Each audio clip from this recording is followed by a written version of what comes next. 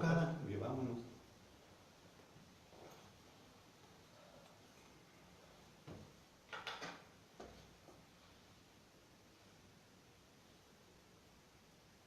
Sí, bueno. ¿Es el consultorio del doctor Castillo? Señorita, quiero agendar una cita con él para pasado mañana. ¿Sí? Ah, muchísimas gracias. Bueno, permítame que me interrumpirlo y permítame, discúlpeme, que me ande metiendo. ¿Cómo que perdón que me ande metiendo? Pues si no estoy pidiendo una cita con el proctólogo, sino con el doctor psiquiatra, ¿eh? Pero es que ya empezó el programa. ¿O qué? ¿Ya se le olvidó que lo que bien se aprende nunca se olvida? Como lo dejó demostrado nuestro señor presidente en la FIL cuando andaba presentando su libro. No, pues claro que no. ¿O ya se le olvidó también que por andar metiendo la mano como los proctólogos en donde no se debe, hasta se les quema la carrera como a la de la Sedatu? Sí, claro que sí. Ah, bueno, pues entonces tenga y llévele esto a Princess, que es de la producción. Yo mientras presento el programa. Amigos y amigas, bienvenidos sean a una entrega más del Orlog este jueves 8 de noviembre de 2018. Y este programa está intenso, está candente, está listo y preparado para que lo disfruten. Y es que el día de hoy estoy honrado por tener aquí al doctor psiquiatra Álvaro Castillo Navarro, quien nos alumbrará en este trayecto regalándonos información valiosa sobre el tema que ponemos en la mesa el día de hoy, que es la depresión. Y claro, no puede faltar también el buen don doctor Higinio Ochoa Arias, quien nos deleitará con su cápsula deportiva. Y bien, detrás de toda esta instalación tecnológica está Francis, y le mandamos un fuerte abrazo. Pero no podemos empezar esta transmisión sin antes decir: ¿sabe tu mamá que estás conmigo? Y bien, esto arranca así. Son miles de personas que están huyendo de sus países para escapar ya sea de la pobreza, de la violencia o las terribles condiciones de vida en que están viviendo, intentando llegar a los ricos países del norte.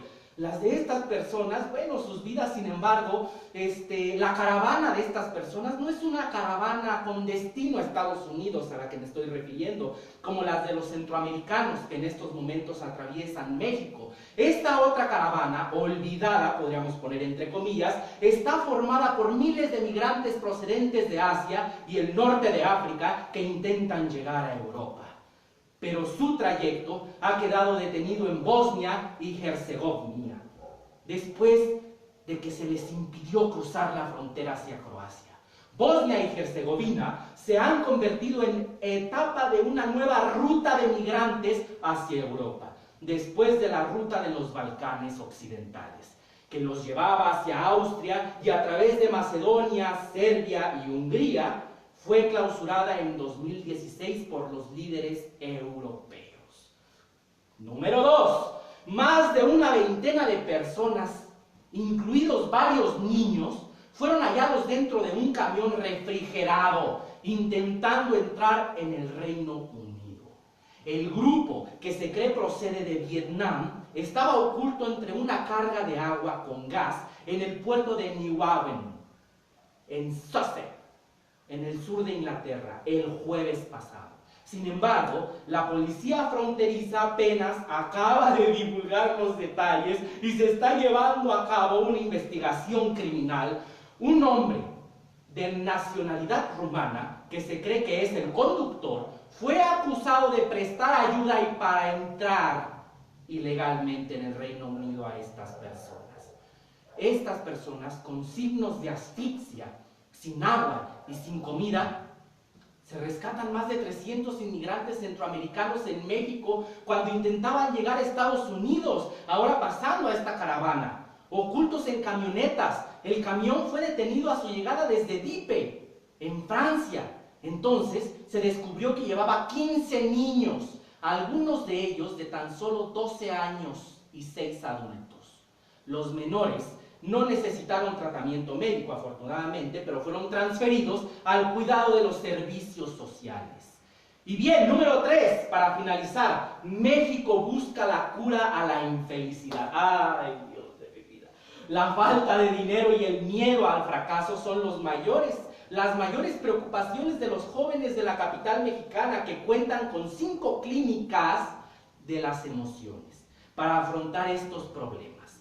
¿Cómo te sientes hoy?, le pregunta un cartel a los jóvenes que entran al Hospital de las Emociones en la Ciudad de México. Se trata de una de las 5 clínicas, si mal no recuerdo, que abrió el gobierno de la capital desde que en 2013, descubrió a través de la consulta de tendencias juveniles que el 55% de las personas entre 14 y 29 años era infeliz. Desde entonces, más de 43,000 jóvenes han sido atendidos en estas instituciones públicas que dan tratamiento gratuito en algunas zonas más pobres y más conflictivas de la ciudad. Una actualización de la encuesta presentada este martes por el Instituto de la Juventud revela que las mayores preocupaciones se centran en la falta de dinero y el miedo a fracasar dentro y fuera del colegio. ¡Qué caray! Y bien, entramos en materia con esto que reza así. La cercanía de ese sufrimiento a uno, al oficial, le endurece el corazón hasta niveles inhumanos, mientras al otro, a Schindler, se le ablanda y enternece. No es el sufrimiento en sí mismo el que hace madurar al hombre, es el hombre, es el que madura. Es el que da sentido al sufrimiento. Al final de la película, entre dramático, Schindler grita arrepentido por no haber salvado otra vida, una vida más. Dará cualquier cosa por salvar una vida, una sola vida. Las entrañas cuajadas en el sufrimiento se conmueven y compadecen ante el dolor de una persona, de cualquier persona. No es el horror del holocausto en su conjunto, es la suma incontable de millones de ilusiones truncadas, de amores vacíos, de dignidades abatidas, de tormentos sin sentido, los que conmueven a los hombres curtidos en el sufrimiento. José Benigno Freire, profesor de Psicología de la Personalidad. Y en este momento es en el que nuestra salud se pone al corriente, porque el buen don doctor Higinio viene con su cápsula deportiva. Adelante, doctor. Muchas gracias por venir a visitarnos el día de hoy y darnos sus valiosos datos. Como todos los jueves. Buenas noches, amigos y amigas. Pues el día de hoy vamos a platicar con ustedes. Miren, tuve la oportunidad de andar por allá por el rumbo de Zacapu, en la clínica del Instituto Mexicano del Seguro Social, y poder saludar al señor director Juan Manuel Duarte Carranza. Él me dio y caminamos por la clínica y vimos una serie de actividades deportivas que van encaminadas a conservar la salud. Sobre todo, me decía él y el licenciado en Educación Física, Martín Guante Urrutia, que la institución tiene un aproximado de 60 a 70 niños entre 8 y 12 años.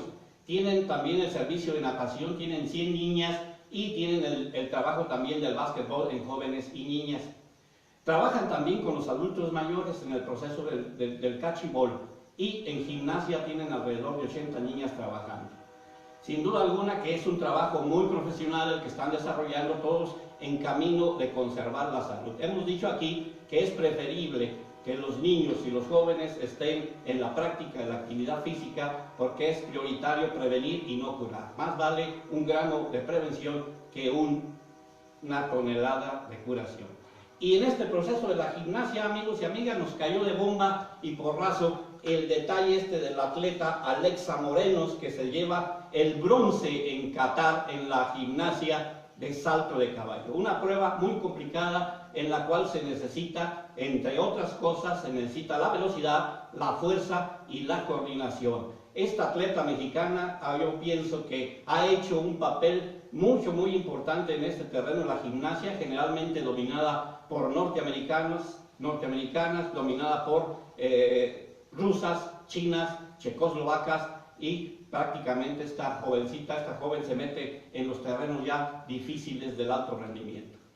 En relación a los jóvenes, a los niños, que en el Seguro Social se trabaja a estas edades, vimos, por ejemplo, un partido de fútbol donde los niños se divertían, juegan por cuestiones lúdicas, pero que para el arbitraje era complicado poder controlar y contener a los padres de familia. Una situación que estaban un poquito agresivos. A lo mejor ahorita el doctor Castillo nos puede hacer un análisis psicológico de la agresividad de los padres. Los niños juegan por jugar, juegan por divertirse, pero fíjense, desde el punto de vista de la metodología del entrenamiento, a estas edades, entre 8 y 12 años, es muy importante trabajar desde la cuestión de la potencia aeróbica. ¿Por qué trabajamos la potencia aeróbica en estos niños? Porque queremos que empiecen a sentir los primeros impactos en el sistema cardiorrespiratorio. Vamos a irlos llevando paulatinamente en estas edades, en este tipo de entrenamiento, de esta metodología. Es muy importante también trabajar aquí, sobre todo en estas edades, la velocidad.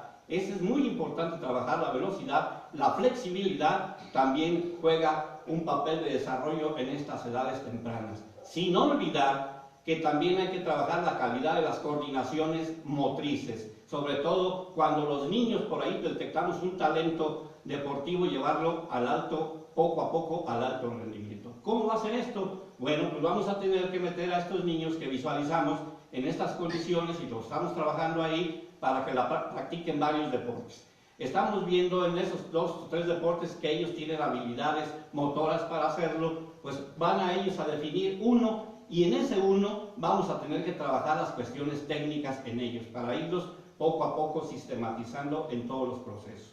Otro paso importante es el entrenamiento de las perfecciones de sus habilidades. Esto ya vamos entrando en los procesos de los 14, 15 años, ya nos vamos preparando para el alto rendimiento. Ustedes ven ahorita la sub-20 que está jugando en el Caribe para una eliminatoria del Campeonato del Mundo, y así vamos viendo jóvenes que ya están debutando en el terreno profesional, muy jóvenes, a los 18, 19 o 20 años. Y finalmente, pues todo este mecanismo, todo este proceso nos va a llevar a una cuestión del alto rendimiento. Yo felicito mucho a los maestros de la licenciatura, licenciados en Educación Física del Instituto Mexicano de Seguro Social en Zacapu, a Martín Guante Urrutia.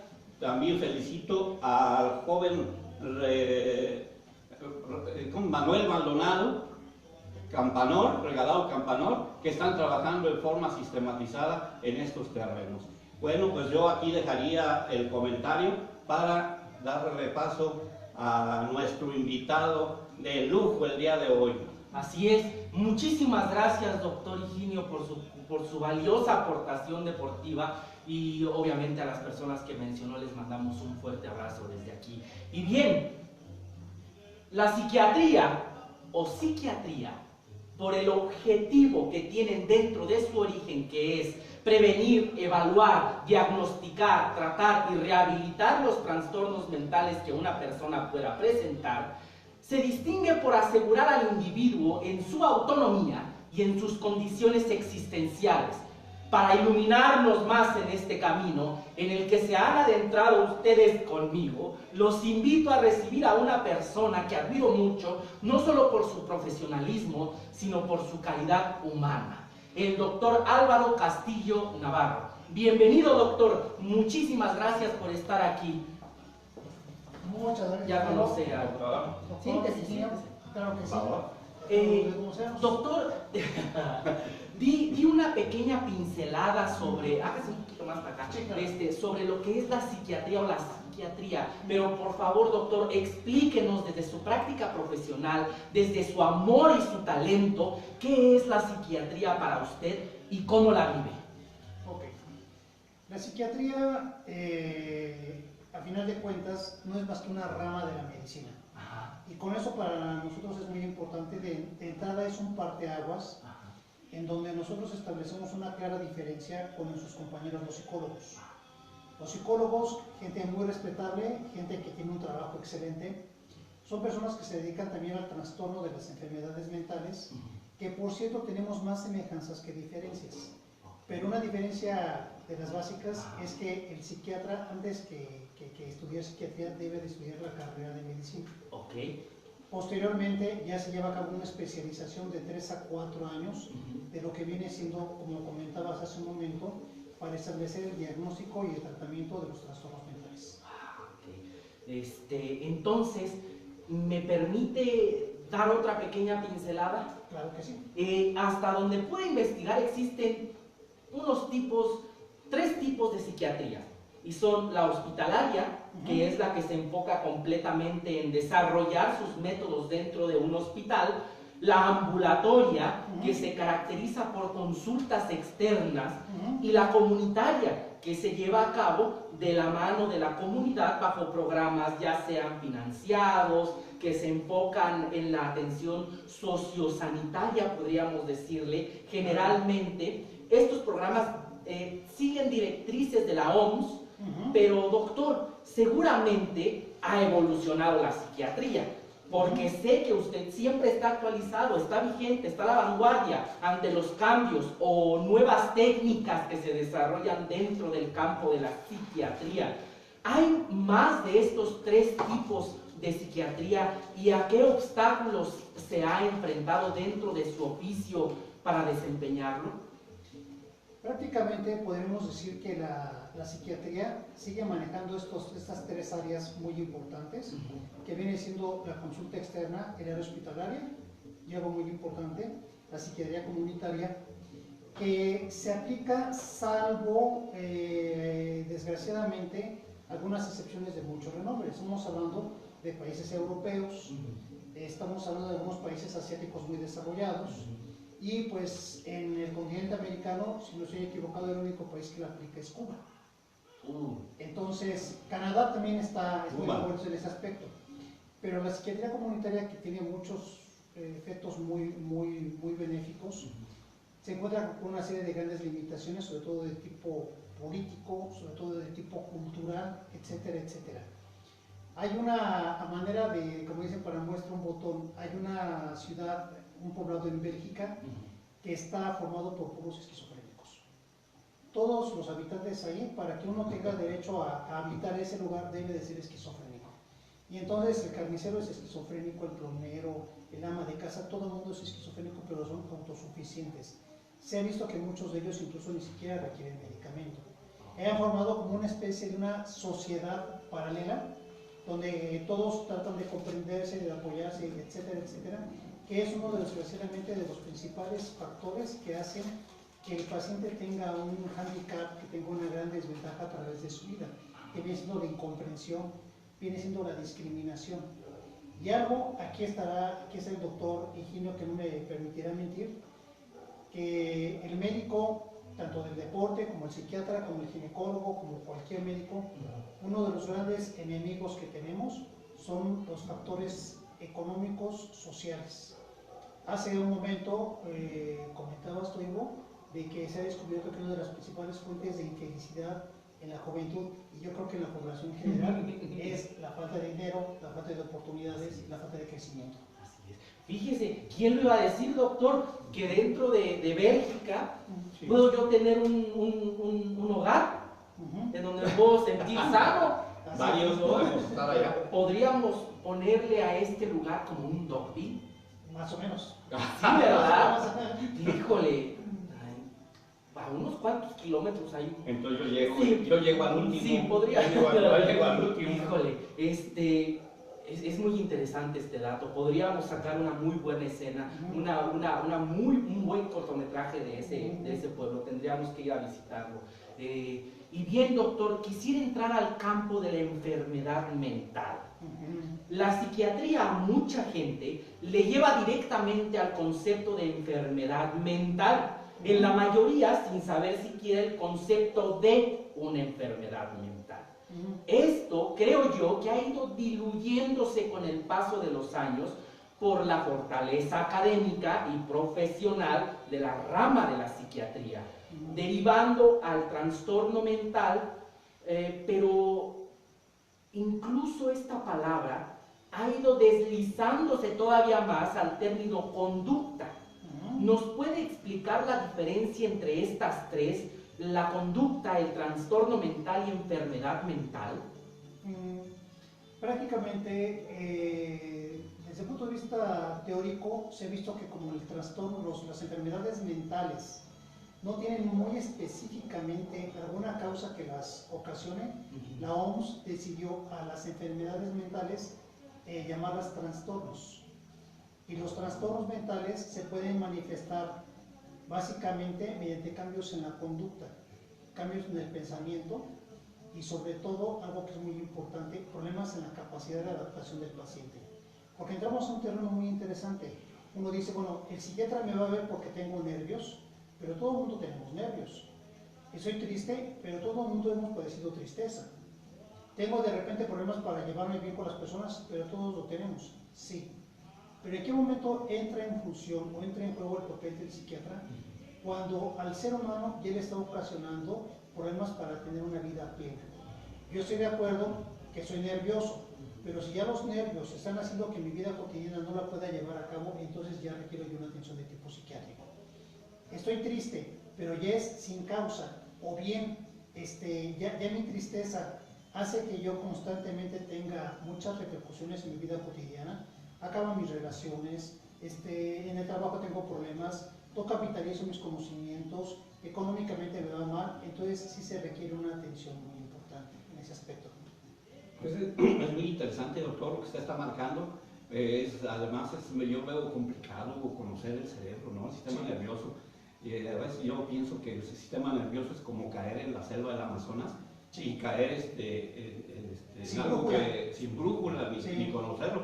Además, una cosa tan interesante como es que gobierna nuestra mente, nuestra conducta, nuestras emociones, pero también que las interconexiones neuronales, las neuronas se comunican a través de sistemas eléctricos, saber el momento, y yo creo que ustedes ahí es donde tienen algunas cuestiones de avance. La psiquiatría ha avanzado muchísimo, saberlas interpretar, saber qué están diciendo, cuál es el mensaje, hacia dónde nos llevan. Creo que afortunadamente los psiquiatras estamos parados sobre gigantes. ¿A qué me refiero? Hasta la fecha se ha visto una gran, digamos, disertación, un gran conflicto en que no saben quién ha hecho los más grandes aportes a la psiquiatría, franceses o alemanes.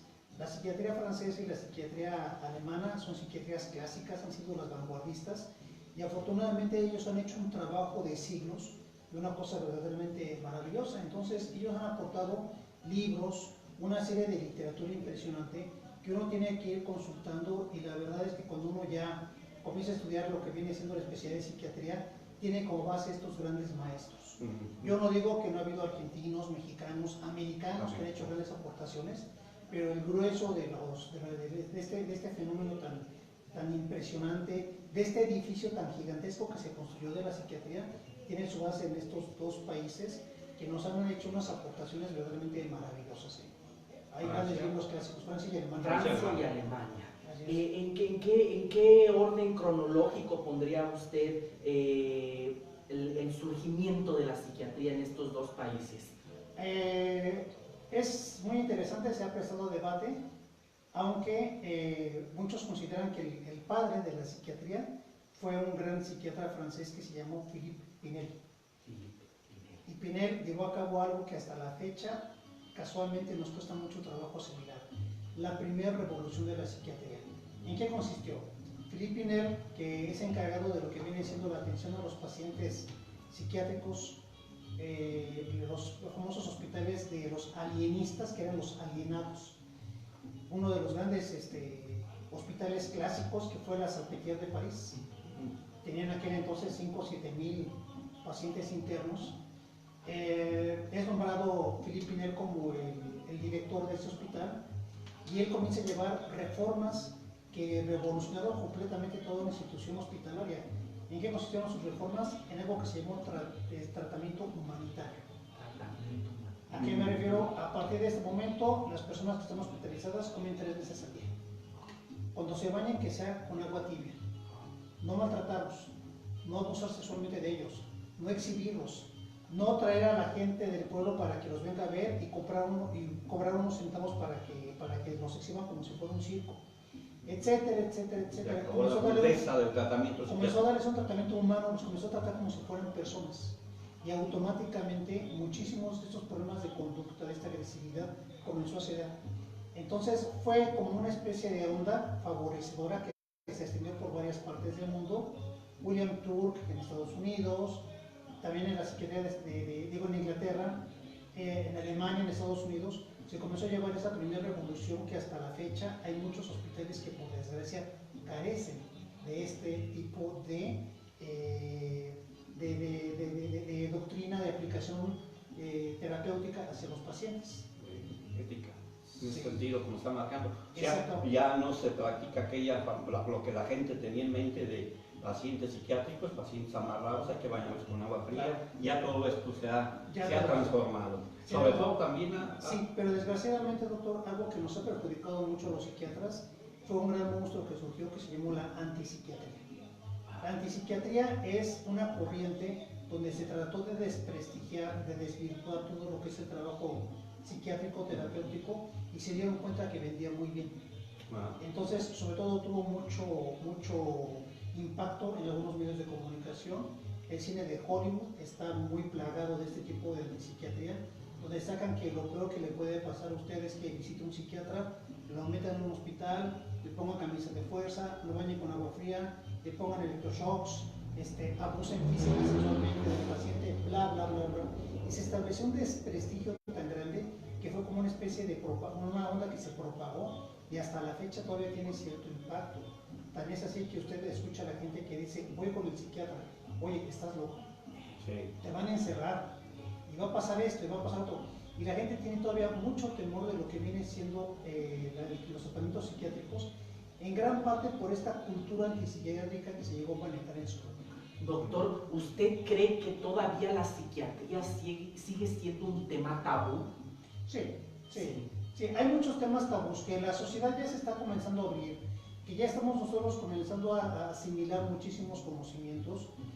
A pesar de todo lo que se diga, la internet, las redes sociales han ocasionado una cierta revolución en el pensamiento, y esto haciendo que la gente vaya rompiendo con una serie de tabús, que vaya rompiendo con una serie de estereotipos, hasta cierto punto. Entonces ha ido ablandándose un poquito más la Sí. sociedad en este nuevo tipo de tratamiento. Sí, pero aún así, yo siempre les comento, dentro de todo lo malo, Ajá. qué bueno que todavía exista cierto estigma, cierto estereotipo, cierta discriminación hacia la psiquiatría, Ajá. porque si ahorita los 4.500 psiquiatras más o menos que somos en el país no nos damos abasto con la cantidad de pacientes que vemos aquí de 120 millones de habitantes, Sí. ¿qué va a ser el día que la gente se concientice el día de mañana y diga, oye, yo también ocupo psiquiatra, yo también? O sea, Claro. de por sí no nos damos abasto ahorita, pues menos vamos a dar todavía. Híjole. Está delicado, está grave el asunto, así como se ventila a futuro, porque hoy toda la gente vive corriendo, Por un lado, no y viven por caminando. otro lado, algo que nos ha aportado una gran cantidad de pacientes, y más dicho, doctor, que a veces hasta nos da de comer, puedo decirlo, es la farmacodependencia, La farmacodependencia. el alcoholismo. Nomás, bueno, en general. Sí. Sí. Pero trató una cuestión muy interesante que debo de recalcar aquí. El abuso sexual dentro de los hospitales psiquiátricos. Sí. ¿Es grave todavía? ¿Está latente todavía eso? Ese sí es un tema tabú para... es un tema muy interesante. ¿Por qué? Porque si bien es cierto, durante un tiempo fue algo que se consideró como que lo más común, era hasta cierto punto, entre comillas, normal, en la actualidad yo no digo que no ocurra, yo no digo, muy posiblemente sí ocurra, pero quiero pensar que es un fenómeno ya, por un lado, un tanto más anecdótico, y por otro lado, donde ya hay muchos pacientes que, algo que yo creo que le hace falta mucho a este país, un poquito de la cultura de la demanda. Oh, Sí, Demanda. porque ¿de qué sirve que me traigas a una amiga, yo abuso sexualmente de ella, al rato la amiga se enoja, se molesta, se da cuenta, pero no habla, nada más así como que va, se queja contigo, hace algunos aspavientos, pero no me demanda, y debería de existir una demanda de por medio. Claro. Y procede como un fenómeno como una demanda de tipo penal. Sí, claro, porque es, a final de cuentas, el hecho de que ella sea una paciente psiquiátrica no significa que yo tenga derecho de abusar sexualmente de ella. Exactamente. pacientes, no le resta ningún derecho No, humano. por supuesto que no. Al contrario. Tienen derechos como cualquier ser humano. Así es.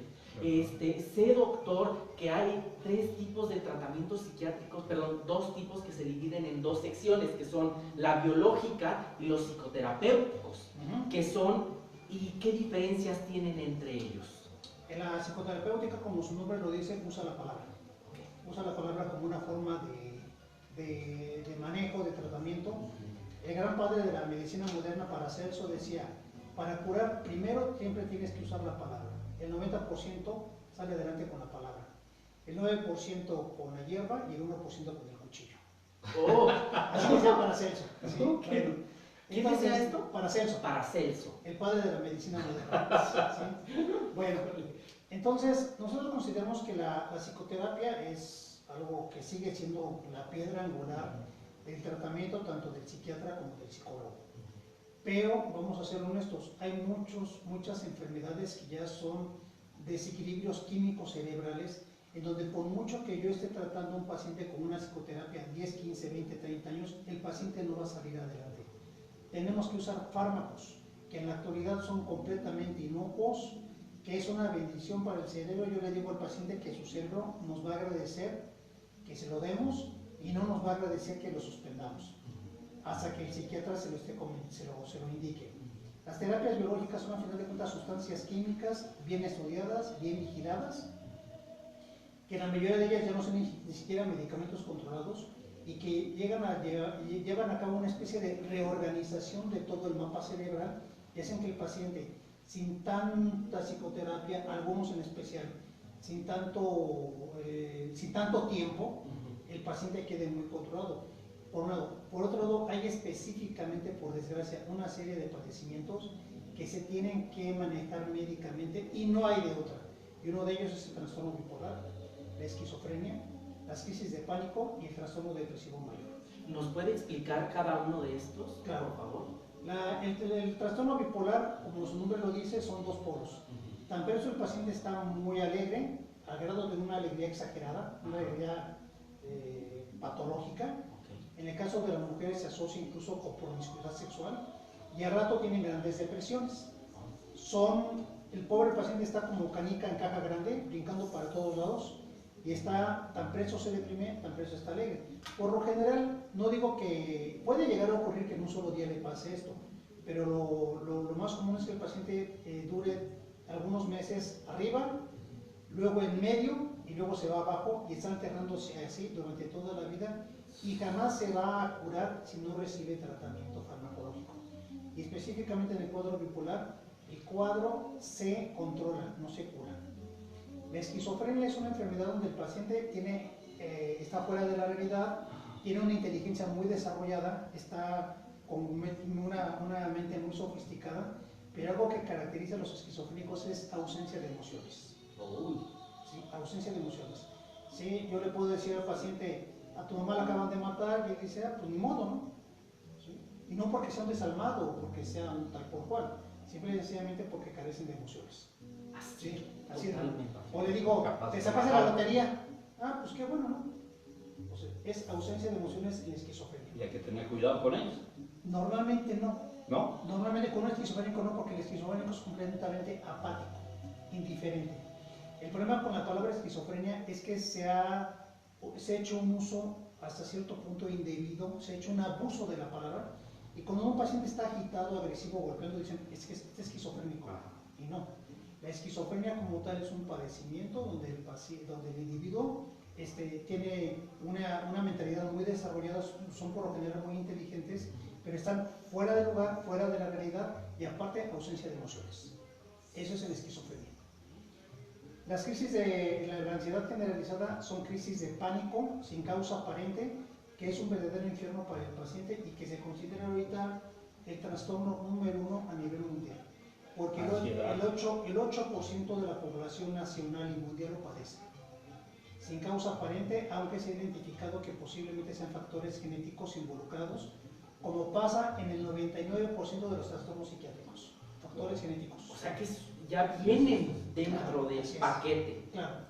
Ya naces con el problema, pero hay una etapa de tu vida en donde el cerebro tiene que hacer una serie de ajustes muy precisos, pero cuando ya tienes ese código genético alterado, el cerebro no embona bien y eso hace que se desarrolle la enfermedad.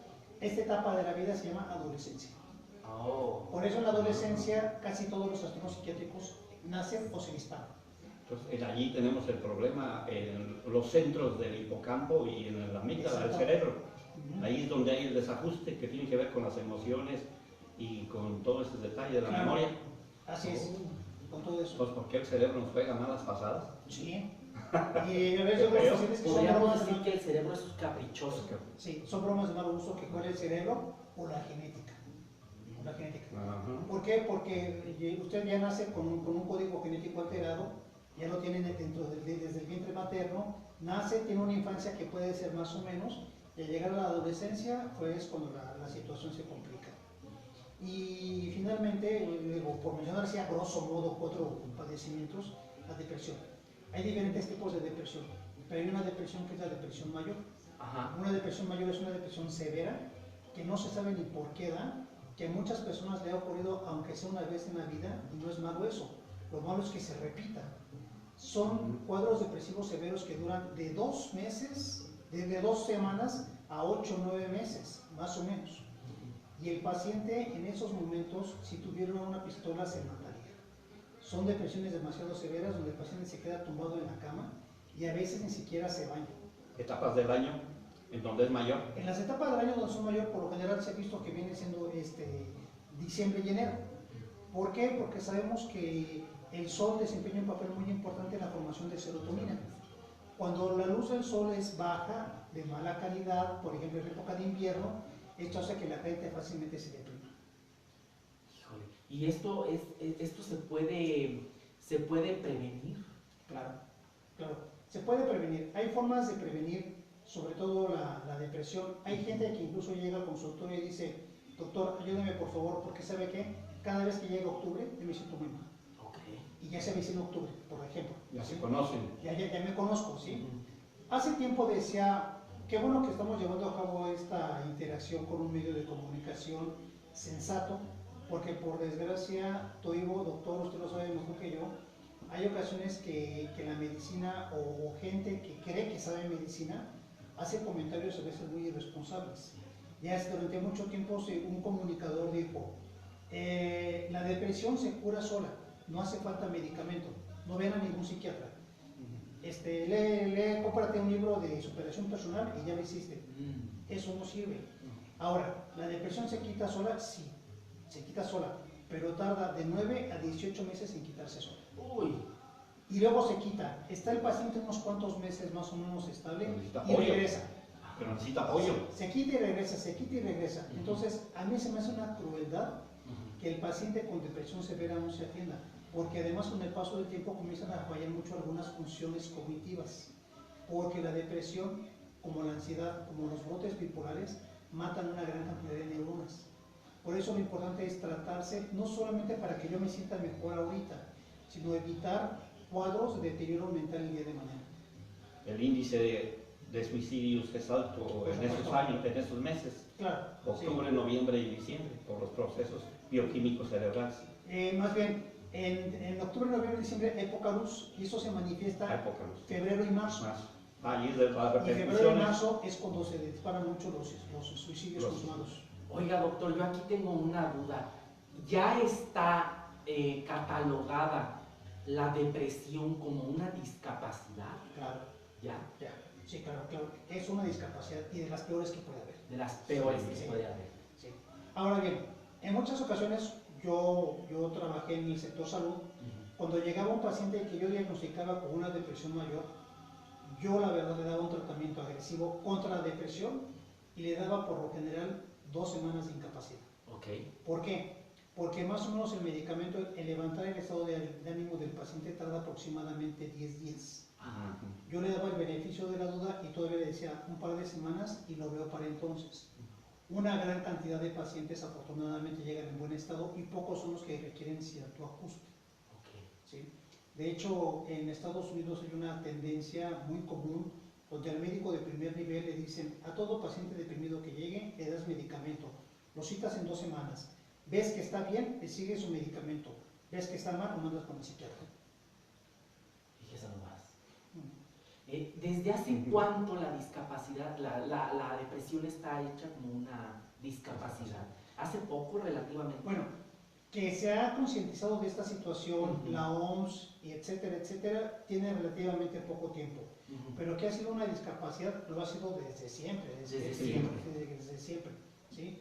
El gran Hipócrates, desde su época, él identificaba a los melancólicos. Ajá. Y tenía pabellones donde los trataba. Claro, desde entonces, sí. Fíjese, y yo sé que la mayoría de los países con ingresos bajos cuenta con un solo psiquiatra infantil por cada 1 o 4 millones de personas ligados a los trastornos mentales. Están los trastornos también por el consumo de sustancias. Sí. Y cada año se suicidan más de 800,000 personas, convirtiéndose esta en la segunda causa de muerte en el grupo de entre 15 y 29 años de edad. Hay datos que nos indican que por cada adulto que se suicida, 20 por lo menos lo han intentado. Es muy sano que hablemos de la juventud, pero ¿qué pasa con la tercera edad? ¿Qué es la depresión, doctor, dentro de la tercera edad? ¿Qué pasa con esta situación que no es manejada? Que yo veo que las autoridades le sacan, pero tenemos que hablar de esto. La posjubilación. Sí, hay situaciones que pusiste el dedo en la llaga porque hay situaciones de tipo social, de tipo económico. Un poquito más para acá, doctor, ¿le doy miedo? Es que no vaya a ser que me haya tenido un corte psicótico y me vaya a De repente nada más agarro algo para golpear a la gente, no pasa de ahí. Díganos, doctor. Sí, hay factores de tipo social muy relevantes, de tipo económico, que hacen que la persona senil en México, por ejemplo, sea muy diferente a una persona senil de Estados Unidos. O de Canadá. O de Canadá. El nivel económico tiene mucho que ver. Vamos con qué tanto gana en una jubilación una persona de la tercera edad en México a cómo la gana en Estados Unidos o en otros países. Eso de entrada ya es una situación que pone en desventaja mucho a la persona. Y además, en muchas ocasiones venimos arrastrando muchos duelos y sobre todo muchos proyectos no cumplidos. Esto hace que a veces el ser humano llegue en etapas de la vida y por eso hay ocasiones que tenemos mucho miedo al envejecimiento. Envejecer causa temor. No tanto porque voy perdiendo mis facultades, sino porque no he cumplido muchas metas. Se han saltado etapas de la vida. Exacto. Y entonces no voy cumpliendo yo muchos objetivos y voy arrastrando muchas frustraciones. Muchos duelos. Muchos ciclos sin y cerrar. Muchos sueños no cumplidos. Y luego de repente se dice que hay 3 o 4 grandes miedos que tenemos a la muerte. Y uno de ellos es porque voy llegando al final de mis días y no he cumplido con lo que yo tenía ciertas expectativas básicas, no las he cumplido. Y esto hace que el paciente senil con mucha frecuencia se deprima. Ahora bien, es a veces difícil diagnosticarlo porque dicen, es que el viejo no se deprime aquí en México. No, es que no se diagnostica. No se diagnostica. Para empezar, al viejo a veces ni le dan atención, ¿no? Exactamente, está abandonado. Está abandonado. Entonces, ni le hacen caso y a lo mejor nada más está acostumbrado a que va cada mes a su consulta para que le den tratamiento para su hipertensión arterial, pero se olvidan mucho del aspecto de tipo emocional y a veces consideramos que es normal que cuando llegas a la tercera edad te encierres, llores de vez en cuando, ya te quieras morir. Y dice, pues es que eso es una depresión a final de cuentas. Y en los viejos se manifiesta mucho como se llama una pseudodemencia. Pareciera ser que está demenciado el paciente, pero no. Lo que pasa es que tiene una depresión demasiado severa. Entonces, fíjese, dentro de este panorama, de este abanico que usted nos ha abierto, es grave. Es grave el número de pacientes que todavía no son pacientes dentro de la etapa de la tercera edad, que sufren cualquier tipo de depresión. Esta depresión yo la veo como una insatisfacción de los sueños no realizados Ujú, diario. ujú. Por eso de ahí se deriva esta cuestión de di todo lo que tengas que decir el día de hoy, porque quizás mañana Ujú. ya no estés. Y lo han llevado a una filosofía de farmacia, podríamos Claro, ponerlo, sí. mal vendida, con películas demasiado dramáticas o melodramáticas, ya rayando en ese género, la famosa Rosa de Guadalupe, hay que Ujú. mencionarlo, donde en un viento, doctor, usted le sopla el pelo Ujú. y ya le solucionó el problema, ¿no? Y Cuando es realmente- fomentar el pensamiento místico, mágico, religioso. Exactamente. Que sí, que es un tanto mediocre. Pero allí entonces tenemos un problema de salud grave, Claro. porque hace rato, doctor, nos acaba de decir que hay ¿cuántos? 400 y tantos psiquiatras. 4.500 psiquiatras en el país. Cifras más, cifras más. Cuatro. Es, ¿4,000? es muy poco. Pues no es nada. Sí, claro. No es nada. ¿Por qué? No. Porque se vienen los procesos de jubilación y aquel jubilado que gana, por decir, 10 pesos, con su jubilación se va a ir a 4 y ahí tiene que readaptar sus niveles de vida Claro. y tiene que tener para los medicamentos que no tiene las instituciones, Así es. tiene que comer, tiene que pagar agua, tiene que pagar luz y agregándose a lo que nos A veces comenta. tiene que pagar el kinder del nieto. Exactamente. Precisamente porque las nuevas generaciones Sí. cada vez se escudan dentro de una pantalla, ¿no? Donde Ese es no, otro problema. donde no hay un escritor alemán, Frank Schreiner, que tiene un libro que se llama las trampas del juego capitalista. Ujú. Y dentro de este libro, él menciona dos realidades, la realidad virtual y la realidad tangible. Ujú. Y yo me quiero meter aquí, por ejemplo, doctor, ahorita que precisamente dio en el clavo en este tema dentro de la depresión, Ujú. de los tipos de depresión que existen.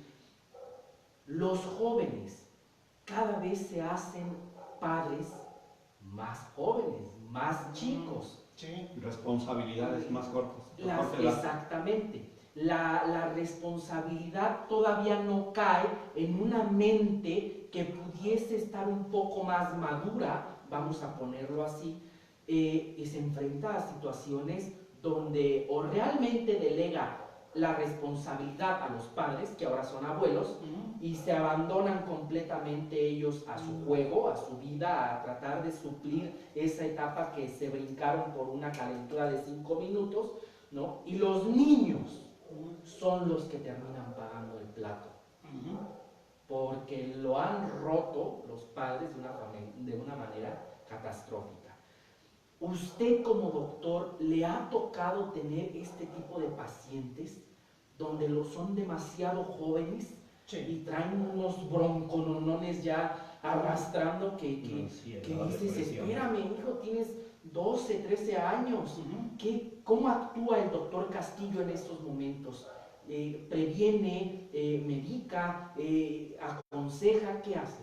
A veces es muy difícil porque cuando decía un psiquiatra infantil, un psiquiatra que nos daba clases, muy cierto, decía, el 99% de los trastornos infantiles se resuelven con frecuencia con el manejo de los padres. Pero en muchas ocasiones Entender la causa. hay que ver si los padres, la familia, está Ajá. dispuesta a aceptar una intervención terapéutica. En muchas ocasiones se ha visto que, por desgracia, la enfermedad del niño puede traer muchos beneficios o puede solventar muchas situaciones dentro de una dinámica familiar que es un tanto alterada. Entonces sí, que hay algunos casos particulares, incluso de niños que requieren medicación, sí es cierto. Hay 2 o 3 padecimientos muy característicos de niños y creo que los más frecuentes es déficit de atención de un grado avanzado y lo que viene siendo las crisis de pánico infantil, sí requieren medicamento. Pero fuera de ahí hay una gran cantidad de componentes de tipo emocional donde más bien vemos que son a veces reflejo de una disfunción familiar muy importante. Ahora bien, una estrategia que con el paso del tiempo le va dando a uno cierto la experiencia, como dicen, echando a perder se aprende, aunque se escucha feo, pero con el paso del tiempo, a mí lo que me ha ayudado mucho es que cuando veo una situación difícil, ya sea en el niño, o ya sea de tipo familiar, o ya sea de pareja, a mí me gusta mucho ir directamente con la mujer, con la mamá, y darle tratamiento a ella. Y automáticamente se resuelven muchas cosas. ¿Por qué? ¿Porque la mujer es la culpable de todo lo que pasa en la familia? No, por supuesto que no. Pero la mujer, por el tipo de idiosincrasia que tenemos en la familia mexicana, no deja de ser uno de los pilares fundamentales de la familia. Así es. Y al estabilizar a la mamá, el 90% de los problemas familiares salen a flote. Por eso es muy común que a veces algunas personas, antes que buscar el manejo de una terapia de tipo familiar, terapia de pareja, o a veces más que tratar al niño, es tratar a la mamá, y automáticamente con eso muchas situaciones se llegan a recuperar. Sí. Y ahora vamos a aterrizar un poquito más a México. Las catástrofes, Sí. la guerra, las catástrofes tienen efectos importantes en la salud mental, como en México. Podríamos poner el ejemplo, tanto muerto, tanto desaparecido, y es verdad también el dato que arroja la OMS sobre los trastornos mentales que aumentan el riesgo de contraer enfermedades cardiovasculares, diabetes, y mencionan incluso el VIH. ¿Por qué, doctor? ¿Usted qué piensa de esto? Fue un pequeño cabo que quedó suelto hace un momento y qué bueno que se viene a colación porque quisiera nada más ampliar un poquito más la respuesta. La depresión, contrario a lo que la gente piensa, no es solamente estoy en la depre, estoy como dicen los gringos, en el down, me siento achicopalado, estoy paniqueado, etcétera, etcétera. La depresión es un fenómeno de lo más grave que uno se puede imaginar, porque la depresión se ha visto que ocasiona muerte. Sí. La depresión causa infartos. Entonces, de hecho, algunos estudios hechos en Estados Unidos se ha visto que una persona, después de que sufre un infarto, le llega una depresión tan fuerte porque ya no va a ser la persona de antes, queda con cierto grado de discapacidad. Y la causa número uno que hace que el paciente infartado se reinfarte y muera, en primer lugar es el tabaquismo y en segundo lugar está la depresión emocional. Por eso, con mucha frecuencia, cuando estábamos estudiando psiquiatría en el Hospital de la Raza, a todos los pacientes posinfartados los enviaban a psiquiatría para que recibieran tratamiento. Y en efecto, muchos de ellos estaban completamente deprimidos. La depresión es una enfermedad que mata. De hecho, vuelvo a repetirlo, hay mucha gente que incluso durante un duelo demasiado severo se puede llegar a morir. Entonces, sí, es algo que se debe de tratar porque atenta mucho contra la salud en general. Se ha visto que a veces los niveles de azúcar, de glucosa, son difíciles de controlar, los niveles de ácido úrico, los niveles de colesterol, porque hay algunas sustancias que se disparan en la depresión y una de ellas es el cortisol. Y esto hace que los cuadros sean mucho más difíciles de poderlos controlar. Por eso, el manejar a un paciente deprimido no es ya un lujo, es una necesidad, por todo este amplio margen de situaciones que se llegan a presentar. Sí, esta situación constante de estar alerta, de no saber si vas a regresar de trabajar ese mismo día que saliste temprano, si vas a volver a ver a tu familia, en fin, un montón de circunstancias llegan a, ¿cómo podríamos ponerlo?, a impactar en la persona, en su cotidiano, y lamentablemente las instituciones no ven a este problema, a esta avalancha que se viene creando, que no sé, doctor, usted qué piense, pero yo creo que ya nos está agarrando mal parados. Claro, siempre nos ha agarrado mal parados. Y nada más hacía manera de una anotación que me parece muy importante. El problema, por ejemplo, con este tema que llegas a mencionar y que, vuelvo a repetir, pones el dedo en la llaga, en un caso de los desaparecidos, por ejemplo, Así es. que no son 3 o 4 los que hay en el país, estamos hablando de miles, ¿no? Y uno como psiquiatra ha tenido la experiencia de tratar a gente con este tipo de duelos. Son duelos altamente complicados, es de lo peor. Porque imagínate, tu hija desaparece, es una chica adolescente, no la encuentran, tiene 5 años, 10 años desaparecida, no sabes nada de ella. Entonces, si te la entregan muerta, es un golpe muy fuerte para ti, pero sabes que allí está. Así es. Y ya sabes dónde llorarle, y etcétera, etcétera. Pero si no, no sabes. Y la como eso, incertidumbre. la incertidumbre. Y estos son duelos complicados muy severos que incluso han llevado a muchos pacientes a cuadros de psicosis, franca psicosis, cuadros de locura y suicidios. Entonces, yo la verdad no quisiera estar en el lugar de esas personas porque es un verdadero infierno en vida el que están viviendo. Y uno a veces como psiquiatra cree que ya lo vio todo y la verdad es que a diario te llegan pacientes, tocan a tu puerta y hablas con ellos y te das cuenta que la capacidad, como decía Kafka, de sufrimiento en el ser humano es ilimitada, ¿no? Es grandísima. Bueno, pero entonces ahorita tenemos otro factor que se agrega, doctor, los miles de desaparecidos. Atrás de un desaparecido hay una familia. Exacto. Y esa familia, pues entonces también trae estos problemas depresivos. Y O sea, se ha tratamiento. disparado, y este tratamiento, Sí. entonces se ha disparado el porciento de depresión en México. Por eso en México, uno de los ramas de la medicina, que usted quizá lo sepa bastante también como yo, que ha demandado muchísima atención es la tanatología. ¿Sí? Todo lo relacionado con lo que viene siendo la muerte, los duelos difíciles de superar, los duelos complicados como los que se han manejado, y que son situaciones muy tremendas. Y cuando hablo específicamente del manejo del duelo, no solamente estoy hablando del manejo al paciente o al familiar, a veces también al médico. A eso vamos. A eso vamos. Porque fíjese que aquí usted acaba de mencionar algo muy interesante, que es la preparación de la muerte o para la muerte. Hay un libro que habla sobre cuestiones biológicas, del ser humano, de reencontrarse con el planeta, de antropoética, y lo escribe el maestro Felipe Reyes Escutia, y él aboga muchísimo por la diferencia entre el buen vivir y entre el bien vivir. El buen vivir es plenitud, tengo una buena vida, y el bien vivir es money, money, money. Time is money. Viven nada más para trabajar. Y esto lo menciona también una autora que se llama Jan Teller, que tiene un libro escrito que se llama Nada. Y aquí quiero hacer un énfasis, doctor, porque precisamente como una persona se tiene que preparar para un buen vivir, también se tiene que preparar para un buen morir, una buena muerte. Viendo a futuro, vamos a ponerlo así. Se le puede preparar a la persona desde su campo para un buen morir. Claro. Porque una de las cosas que busca la psiquiatría es precisamente la salud mental, y cuando el individuo tiene salud mental, esto le va a ayudar a que mi vida es de buena calidad, y esto va a hacer que le reste miedo a la muerte. ¿Sí? Voy a comenzar a ver a la muerte como algo que posiblemente que se comienza a dar en mi vida todos los días.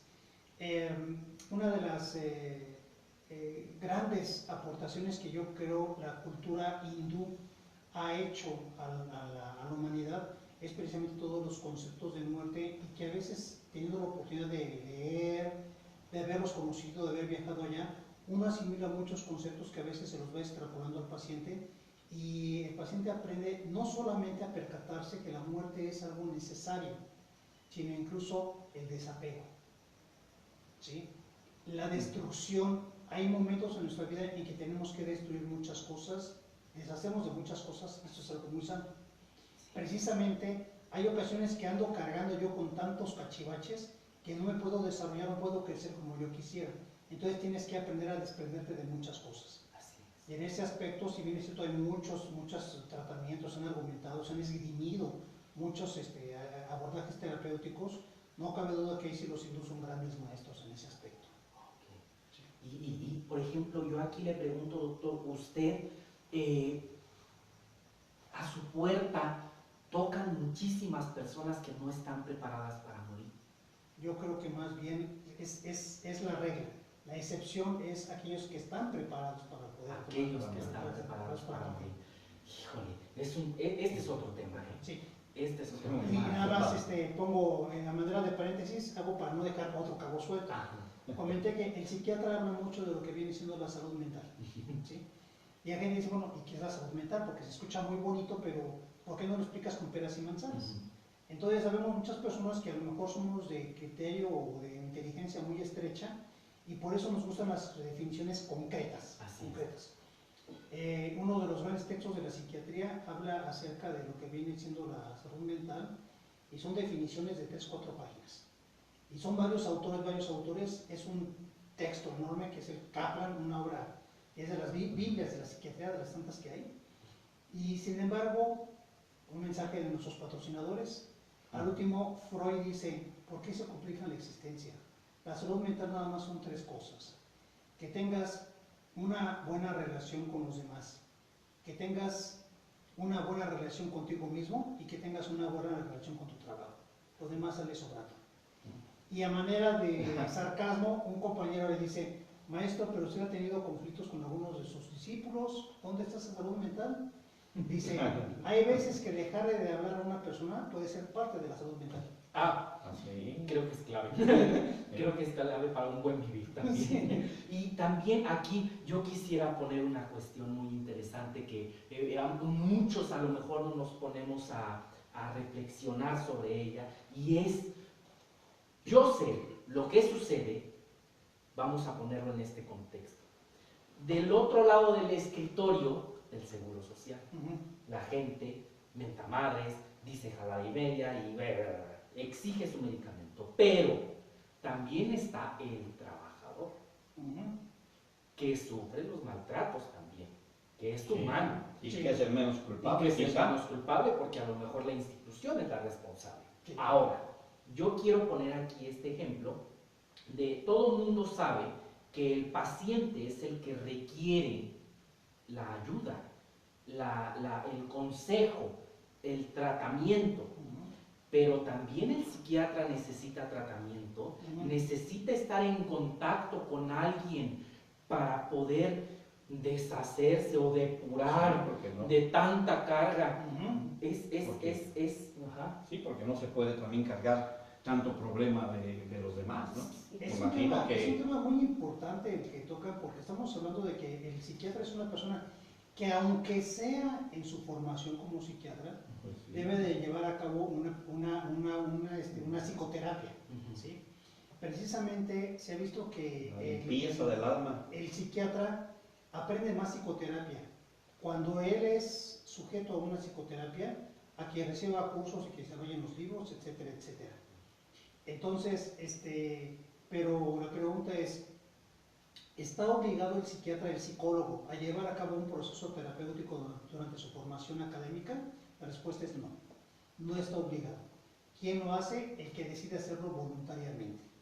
Y aproximadamente el 15% de los psiquiatras que hemos estado en formación hemos levantado la mano y decimos, yo sí necesito que me ayude. Pero se me hace una cantidad muy baja, 15%. Sí. Si de por sí, hay veces uno tiene una serie de errores garrafales y de repente se le van las cabras, ¿ahora qué es cuando alguien nunca ha sido sujeto a un tratamiento psicoterapéutico? Entonces, el psiquiatra, aunque sea en su formación, debe de llevar a cabo este proceso. Que ya después es bueno que, si le puede seguir llevando, o de vez en cuando citas ocasionales con su analista, sería muy bueno. Pero sí, de entrada, sí se recomienda durante su formación. ¿Es otro psiquiatra?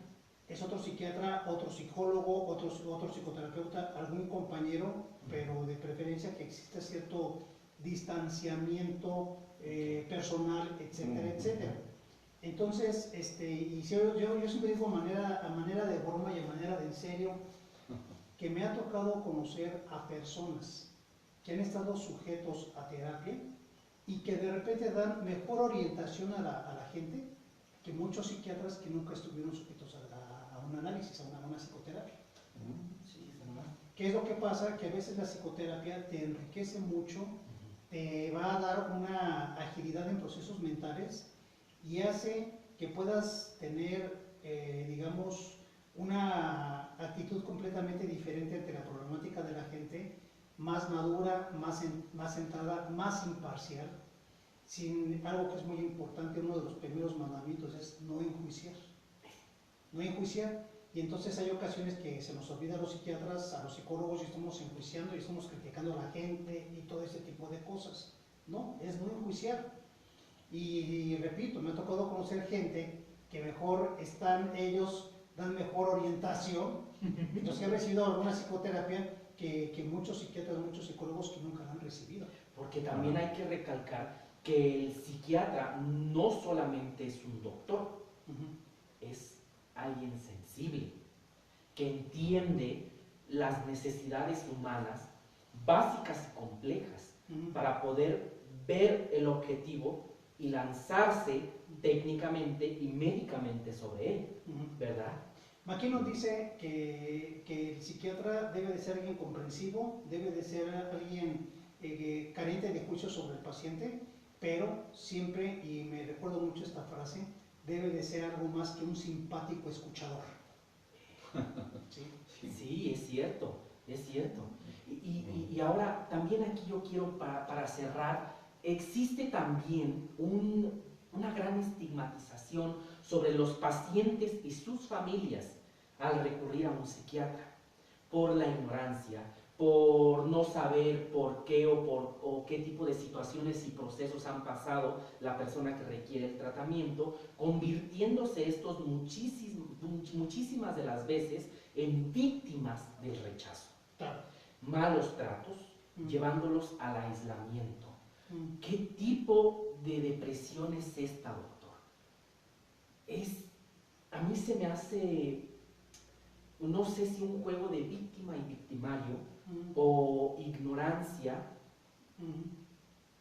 ¿Qué es lo que sucede ahí? Porque a veces la familia te rechaza, Claro. la familia no comprende, inmediatamente se van a lo ilógico, a lo simple, a lo ramplón. Está loco. Claro. ¿Está loco? ¿Qué sucede ahí? Ojalá que el paciente psiquiátrico fuera el único que recibe cierto grado de discriminación o de rechazo. Pero desgraciadamente, algo que yo siempre he comentado, en México, por desgracia, no se discrimina a las minorías como en muchos otros países. En México se discrimina a las mayorías. Sí, porque Se discrimina a los pobres. Así es. 53%. Se discrimina a las mujeres. Y la mujer es mayoría en nuestro país. Así es. Se discrimina a los indios.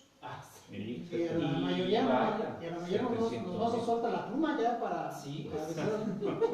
Entonces, se discrimina a los gordos. Entonces, hay una extensa discriminación, pero a final de cuentas México en especial sufre una especie de discriminación hacia todo porque tenemos cada vez problemas de autoimagen. Desde el punto de vista cultural, antropológico, estamos con una idea, desgraciadamente, con mucho malinchismo, con mucho rechazo hacia nosotros, y por qué no decirlo, y aprovechando que tienes un trastorno psiquiátrico, pues pongo otra rayita más al tigre, ¿no?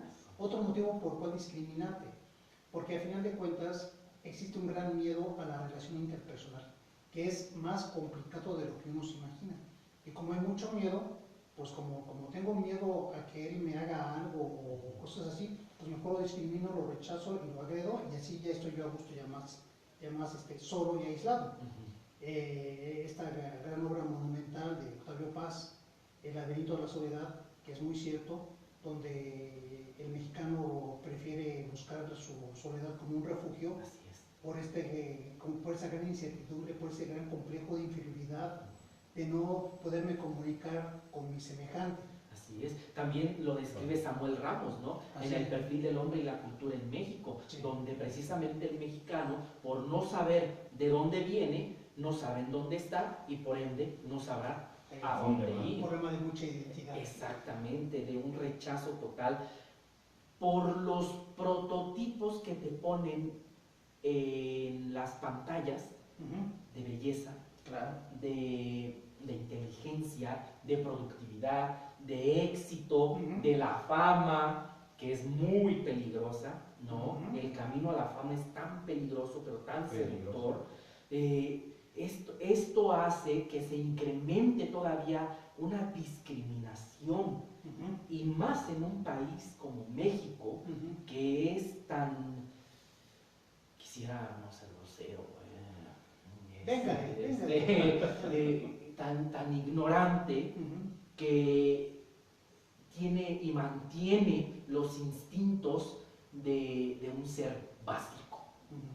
Tan básico que lamentablemente tenemos a uno de ellos en la presidencia de la República. Un ser básico.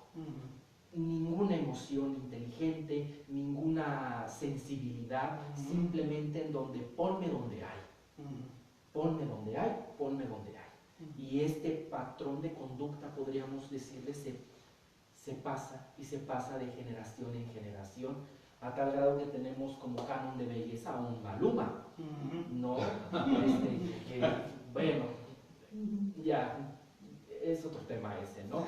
Y la salud del aspecto físico, mental y social. Nos están viendo mucha gente.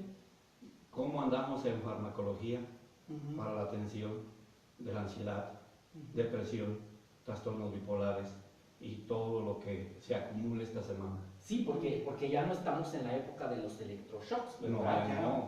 Ya me imagino que las sustancias, los fármacos ya son avanzados, ya traen una mayor calidad y un mayor impacto en el mejoramiento de la vida.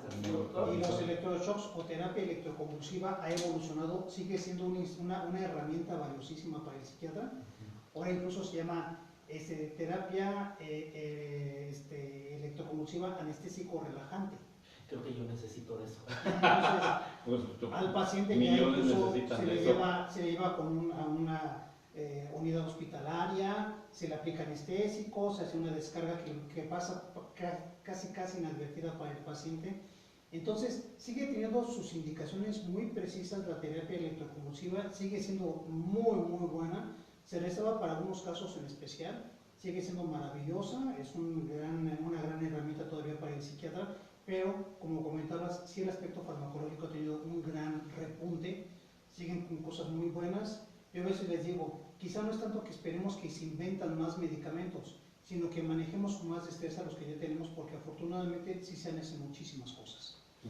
Qué maravilla, por el bien de la salud de la gente, ¿no? Donde generalmente los grandes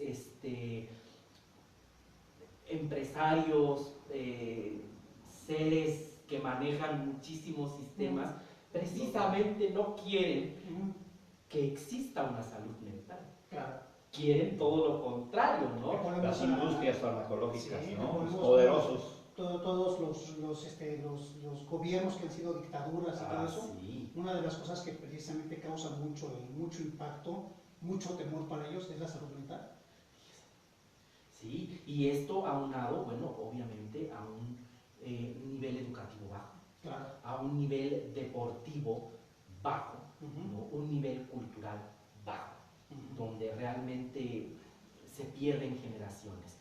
Y bueno, existe la creencia de que la muerte va ligada a la depresión.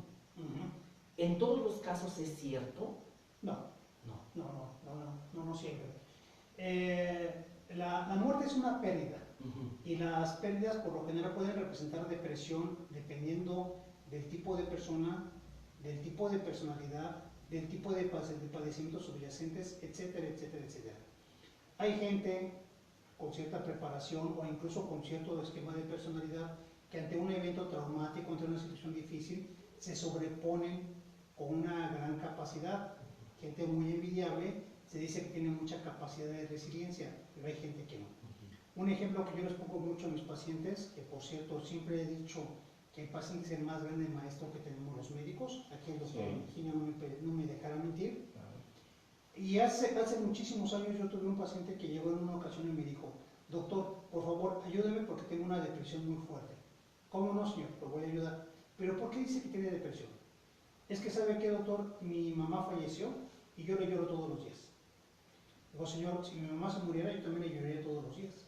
Me dice: sí, doctor, pero yo tengo 26 años que falleció mi mamá. Dije: ¿sabe qué? Eso sí es depresión. Eso sí es depresión. No, entonces sí. Entonces, claro, yo no digo, si muere mi mamá, ay, qué gusto me da. No. Yo tengo que vivir un proceso de duelo y es normal, como lo más normal del mundo, que yo llore, me sienta triste y poco a poco lo voy superando. pero de eso a que pasen 26 años y yo sigo de luto y lloro todos los días, no salgo de mi casa, no busco ninguna relación social, tengo una vida mediocre en todos los Eso ya es aspectos. patológico. No, eso ya es patológico. Eso ya se llama un duelo no adaptativo o un duelo patológico. Ajá. ¿Sí? El duelo por la pérdida de un ser querido muy importante, Ajá. tentativamente va de 6 a 24 meses. Después de este tiempo uno ya pierde, como que ya... Ya hay algo que no está embonando ahí. Exacto, sí, ya, claro. ¿no? Sí. Meses más, meses menos, pero por ahí así está en ese tiempo. No 15 años ni... No, ni 20 años, No, ni ya. toda la vida, ni no, ya. Es muy curioso cómo vivimos en un país que festeja la muerte, Ujú. ¿no? Pero que muchísimas veces le teme tanto a la muerte. De hecho, el mismo maestro Octavio Paz en El laberinto de la soledad habla de los dos grandes temores que siempre tiene el mexicano, y es el miedo a la muerte y el miedo a la sexualidad. Por eso el mexicano maneja mucho el doble mensaje, maneja el albur, Así es. hace un análisis impresionante y verdaderamente magistral Octavio Paz en esa obra, recomendable para todos el auditorio, para toda la gente. Ojalá tengan la oportunidad de leer esa obra verdaderamente maravillosa. Ahora, la primera parte, la segunda parte ¿De cuál, perdón? del laberinto de la soledad. Pues yo diría que los tres. El laberinto de la soledad, Vuelta, Así es. y el regreso al Regreso al laberinto de la soledad. Los tres. Para cerrar el ciclo. Sí. El que tiene foto de cultura económica, evidentemente el grueso de la obra es el primer libro. El laberinto como tal es una joya. Es una joya Ujú. que no pierde actualidad. Es impresionante que lo escribió hace tantos años y sigue sin Muy morir. vigente. Está actualizado. Es muy vigente. Está Es de esas obras que trasciende los tiempos, que Sí. trasciende las mentes, las personalidades, ¿no? Y llega absolutamente a todos los corazones. Sí, por eso yo agregaría un tercer miedo que a veces tenemos muchos mexicanos. Ajá. Le digo Octavio Paz, es el miedo a la muerte. Por eso esta bravuconería que no es otra cosa que el 1 de noviembre, y que vamos a Pascua, Sí. y que las calacas me pegan los Ajá. dientes, la manga del muerto, le tenemos un pánico a la muerte. Sí, sí. El miedo a nuestra sexualidad, Así es. y yo agregaría el miedo al trabajo, principalmente el trabajo intelectual. Ah, Sí, el miedo al trabajo. pero al miedo al trabajo intelectual. Intelectual. Ujú. O sea, no quererle buscar. Sí. Es esta conformidad, Ujú. ¿no? Que termina generando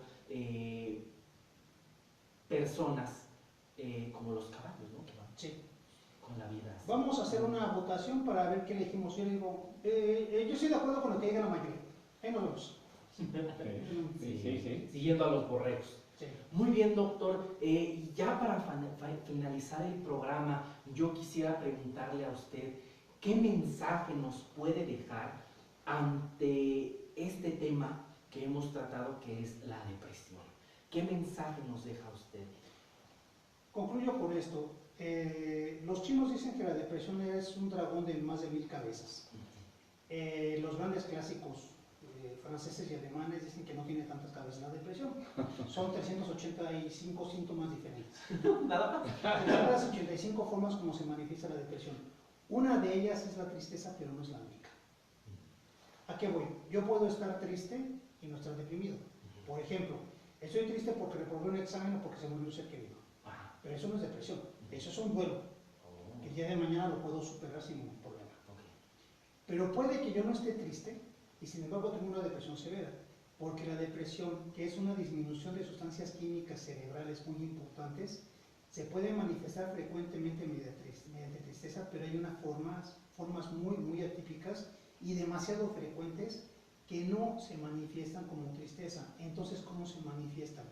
Irritabilidad, trastornos del sueño, dolores musculares que a veces no se quitan con nada.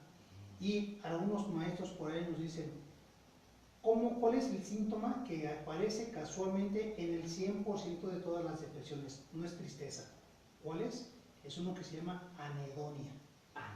Que traducido a cristiano, ¿qué significa? Pierdo la capacidad para poder experimentar placer.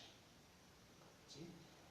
Para las cosas que normalmente me daban placer. Yo, por ejemplo, le digo a tu hijo, te invito al cine mañana a ver una película. Tu hijo me dice, no, gracias, no quiero. Yo, es que está deprimido. No, porque a lo mejor a tu hijo nunca le ha gustado el cine. Entonces, eso no es depresión. Pero ¿qué tal si digo, oye, fíjate que te regalé te traigo unos discos de música que son los que a ti te gustan para que los escuches? Y paso rato y te digo, ¿qué pasó? ¿Ya escuchaste los discos? No, es que ahorita no tengo ganas. Oye, te los regalé hace 6 meses, ¿por qué no los escuchas? No sé, nada, es que nada me causa placer, nada me gusta. Pero tú que eres tan fanático de la música, ni eso, no, ni eso. ¿Sí?